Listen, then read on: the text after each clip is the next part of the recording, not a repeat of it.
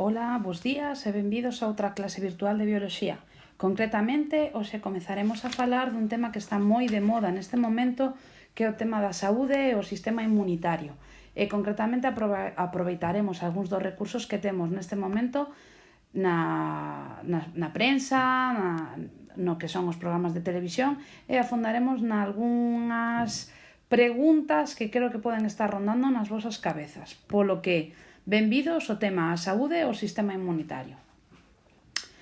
Concretamente, o que vamos falar hoxe, o primeiro é falar da definición de saúde. Que é saúde? Ben, o primeiro que se tivo que facer foi unificar criterios. Para eso, a OMS, a Organización Mundial para a Saúde, estableceu que é o completo benestar, tanto físico, mental como social.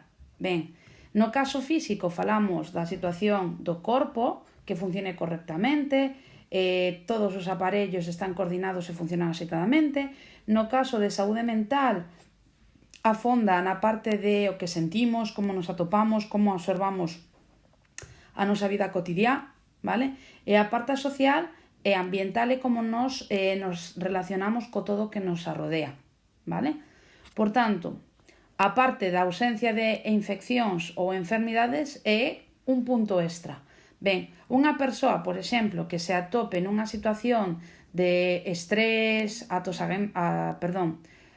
aproveitamento de algúns dos seus compañeiros de traballo, por exemplo, pode provocar que o seu corpo reaccione, este agotado, presente algúns síntomas que de primeiras non están vinculados a unha enfermidade física, vale?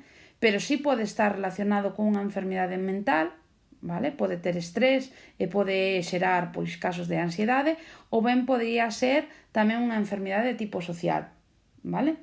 Entón, todo o que nos chamaremos saúde teñen que ter en conta que ten que ser un equilibrio entre estes tres aspectos principais: saúde física, saúde mental e a perspectiva social e ambiental. Ben, entón, que é unha enfermidade? Vale, é calquera alteración que nun organismo produzca unha pérdida de saúde. Neste caso, temos que buscar unha serie de datos importantes en forma de información. O primeiro é a etioloxía, é dicir, cales son as causas. Por outra banda, temos que ver cales son os síntomas.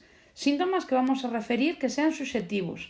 Estou cansa, non podo dormir, teño falta de apetito, teño un exceso de apetito. E por outra banda, temos o que se chaman os signos, que neste caso son, vamos a chamar a datos que teñen unha forma de medirse ou de decir si se teñen ou non. Por exemplo, a febre se mide cun termómetro e podemos dar unha valoración de canto mide. Febre a partir de 37,5 grados. Por exemplo, diarrea, un trastorno que está vinculado á parte do intestino ou ben do estómago que provoca un cambio na forma das feces fecais. Ben, por eso falamos de que os signos son obxectivos. Ben, que é o que vai facer o médico? O médico vai apoiarse nos síntomas e nos signos para declarar un diagnóstico. A partir de ter o diagnóstico, o médico que ten que facer é redactar un tratamento. Ben, outra cosa que temos que ter en conta e que eu quero explicarvos de alguna maneira para que entendades un poquinho máis o que está a acontecer hoxe en día co tema do coronavirus é que nós temos que clasificar as enfermidades. Para iso, o primeiro que podemos facer é falar se neste caso as enfermidades están causadas por vía non infecciosa, vale? En este caso son aquelas que están provocadas por herencia, por exemplo, un problema xenético como o meu, que ten a psoriase, vale? Está vinculado aos meus xens, entón eu teño esa enfermidade, pero non son contagiosa para o resto das persoas. E por outra banda temos o que se chaman enfermidades infecciosas, que están vinculadas a unha serie de microorganismos que poden producir diferentes tipos de infeccións. Os virus, a gripe, o sarampión para os que non o sabades, e, por suposto, o coronavirus actual, vale? As bacterias, como as da neumonía, o tétano, etc. Vale?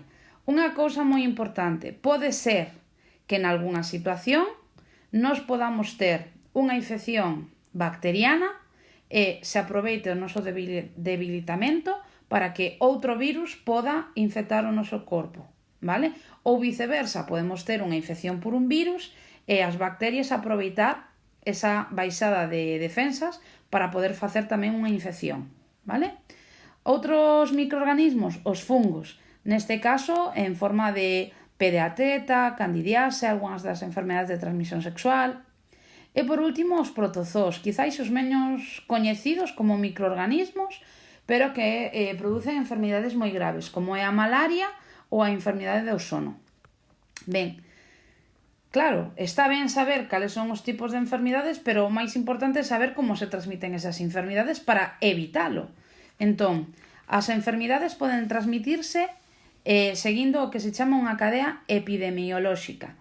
Para eso necesitamos saber cal é o axente primeiro que produce esta enfermidade, é dicir, saber se é un virus, unha bacteria, un protozoo ou un fungo. É o primeiro que temos que coñecer para poder saber como se transmite.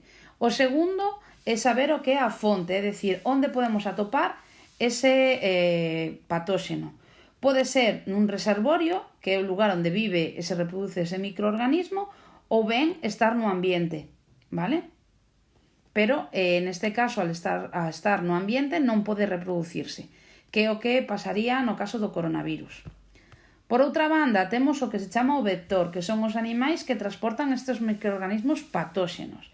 Normalmente, os vectores non están contaminados internamente por este patóxeno. E, por exemplo, o caso do que pode pasar coas moscas, os mosquitos, piollos e carrachas, vale? Que as súas mordeduras ou picaduras poden producirnos a nosa enfermidades, pero eles poden estar en bo estado físico. E o 4, o último, é o caso da persoa que nos vamos considerar hóspede, que é a persoa que contrae a infección e, polo conseguinte, consigue obter a enfermidade. Neste caso, para que o hóspede teña esta enfermidade, terán que romperse unha serie de barreiras defensivas que ten o corpo, que xa chegaremos aí. Ben, importante en relación coas medidas que temos que ter hoxe en día. Ben, son os tipos de transmisión, vale?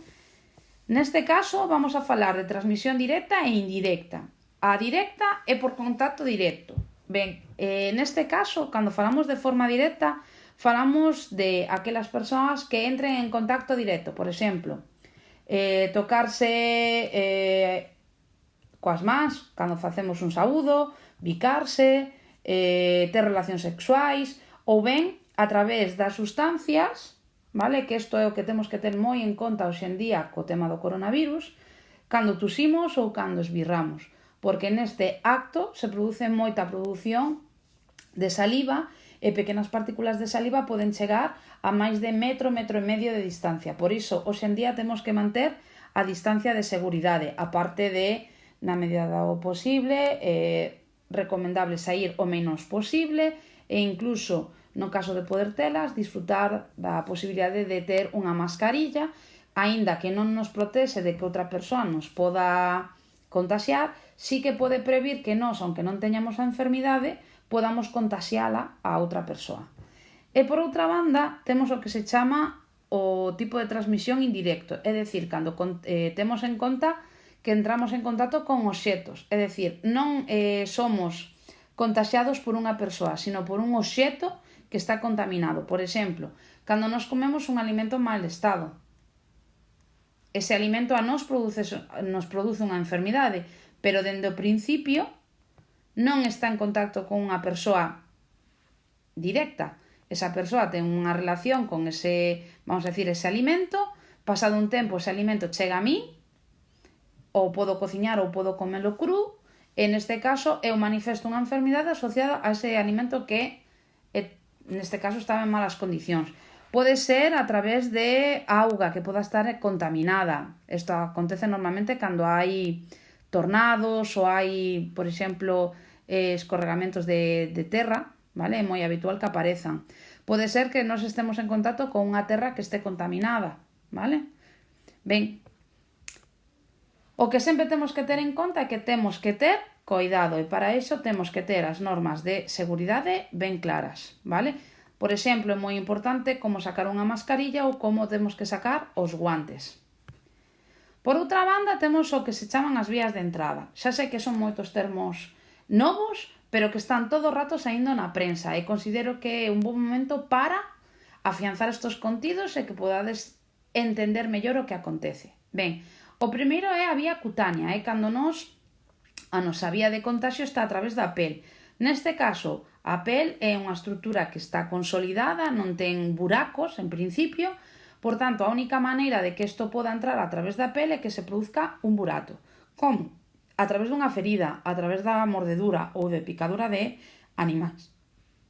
Outra vía, a respiratoria, que é que, por exemplo, a que está agora mesmo en máis auxe debido ao coronavirus. Neste caso, se nos respiramos, inhalamos, neste caso, aire que conteña partículas onde poda estar viaxando este coronavirus, poderíamos ser persoas infectadas por coronavirus.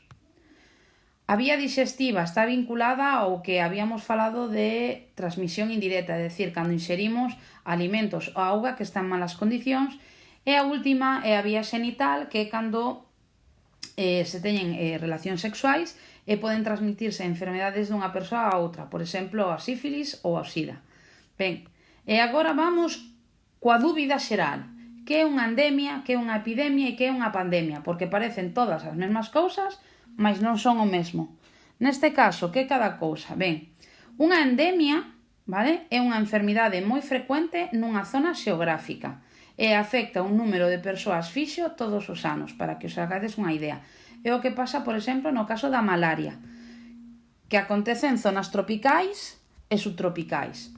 Por outra banda, temos a epidemia, que é cando unha enfermidade, por dicirlo de unha maneira, que está afectando unha serie de persoas, de repente empeza a crecer nun determinado lugar de forma moi rápida.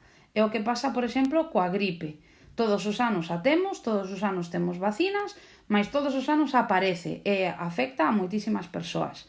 Por exemplo, en cidades. E por outra parte temos o que se chama unha pandemia, que é o que estamos a vivir nestes momentos, que é cando unha epidemia se propaga a outros países, que é o que está pasando por exemplo, co SIDA, pero principalmente co coronavirus. Ben, espero que con estes términos que hemos tratado hoxe, podades ter unha idea máis clara do que está a acontecer na vosa vida cotidiana. Nos vemos en clase.